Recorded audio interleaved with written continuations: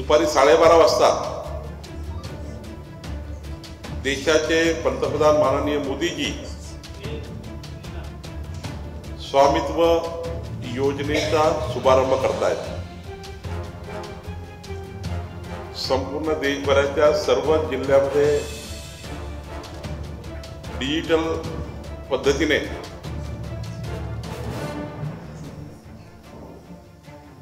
जिल्हाधिकारी जिथे ठरवतील त्या स्थळावर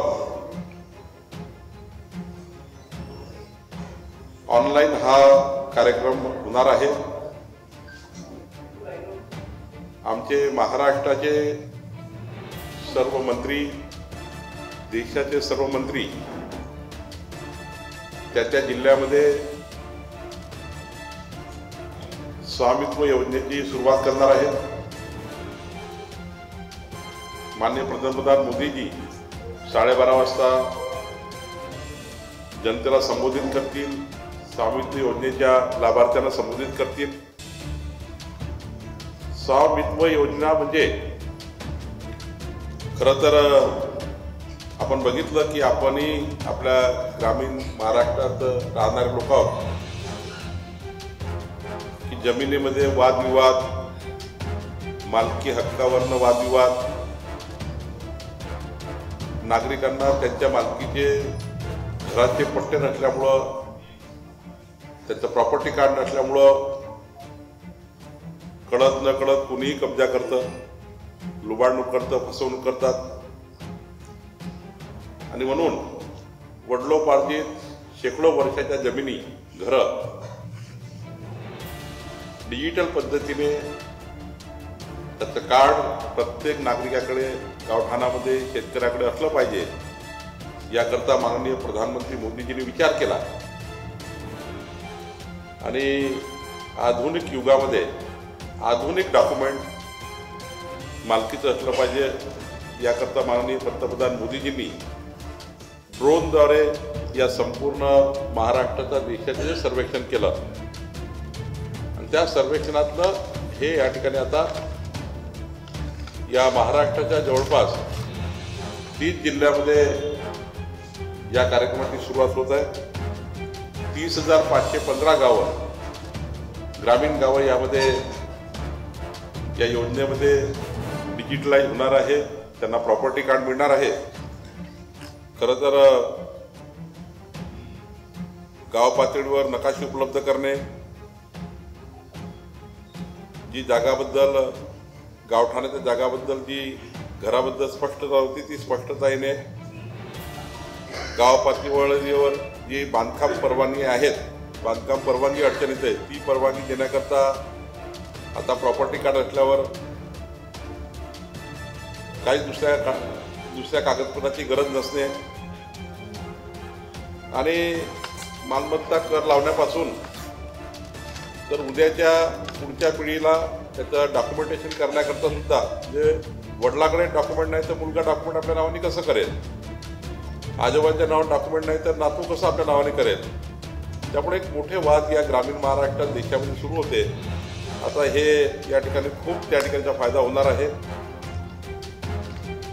यामध्ये 4-5 गोष्टी महत्त्वाच्या आहेत। गावकऱ्यांना मालमत्ता पत्र तर मिळणारच आहे, पण गावकऱ्यांची आर्थिक पत सुद्धा वाढणार आहे। आज एखाद्या शेतकऱ्याकडे त्या नावानं काहीच नसतं, पण आज ज्या पद्धतीने एक डिजिटल कार्ड मिळणार आहे, त्या माध्यमातून त्याला त्या ठिकाणी त्यांचं आर्थिक पत सुद्धा शेतकऱ्याची, गावकऱ्याची उंच होणार आहे। एखाद्या वेळी काही गृहकर्ज घ्यायचं असेल, त्या कर्जासाठी डॉक्युमेंट नाही आहे आणि आता त्याला गृहकर्ज घेण्याकरताही डॉक्युमेंट मिळेल।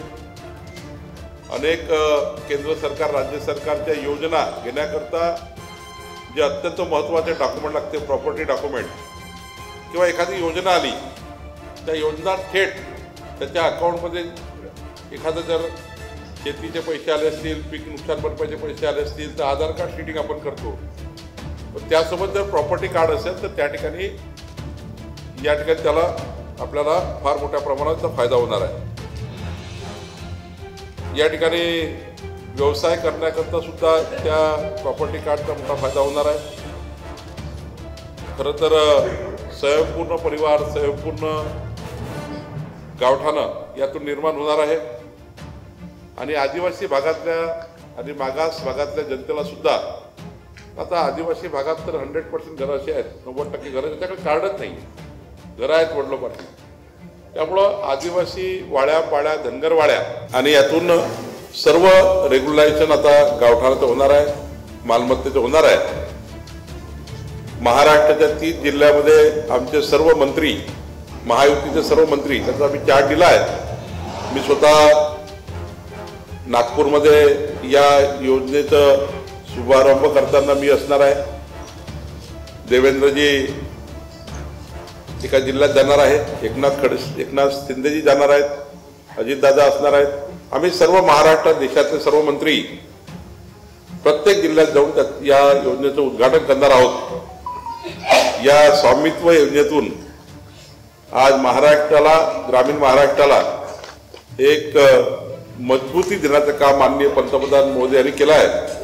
मी माननीय पंतप्रधान मोदी यांचे महाराष्ट्राच्या 14 कोटी जनतेच्या वतीने आभार मानतो. एक मोठा इनिशिएटिव्ह, या देशाला डिजिटल करण्याचा एक मोठा इनिशिएटिव्ह आणि जनतेला जनतेच्या प्रॉपर्टीचा हक्क मिळवून देण्याचा इनिशिएटिव्ह माननीय मोदीजींनी घेतलेला आहे.